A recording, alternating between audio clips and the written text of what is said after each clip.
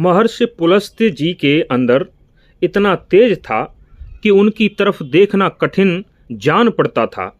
राजा अर्जुन को महर्षि पुलस्त्य के आगमन की सूचना दी।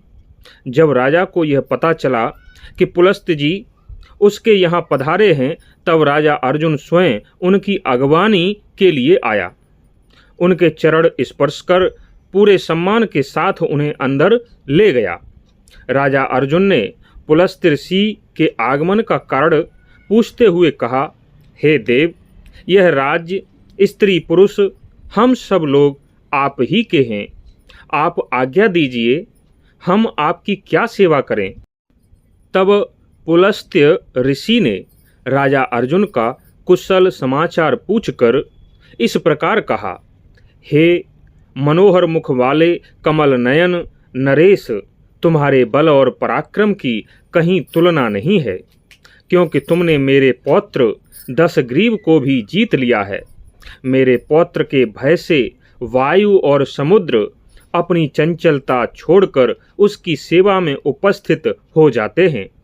संग्राम में अजेय मेरे पौत्र को तुमने युद्ध में बंदी बना लिया। यह बहुत बड़ी बात है, लेकिन हे राजन, अब मेरे कहने से तुम मेरे पौत्र दशानन को छोड़ दो। मेरी तुमसे यह याचना है।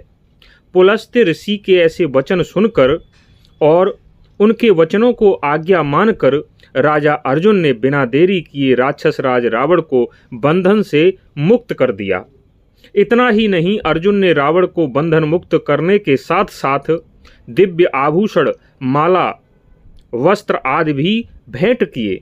इसके साथ साथ रावण से ऐसी मित्रता का संबंध स्थापित किया जिसके द्वारा किसी की हिंसा न हो सके।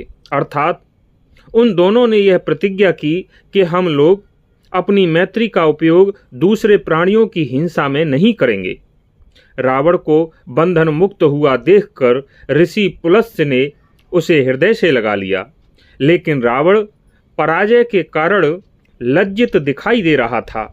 रावण को छुड़ाकर पुलस्त्य ऋषि फिर से ब्रह्मलोक चले गए। इस प्रकार पहली बार रावण को कार्तवीर्य अर्जुन के हाथों से पराजित होना पड़ा। फिर पुलस्त्य के कहने से ही उस महाबली राक्षस को छुटकारा मिला था। महर्षि अगस्त्य जी श्री राम को बताते हुए कहते हैं कि संसार में बलवान से बलवान वीर पड़े हुए हैं, इसलिए जो व्यक्ति अपना कल्याण चाहता है उसे दूसरे की अवहेलना कभी नहीं करनी चाहिए।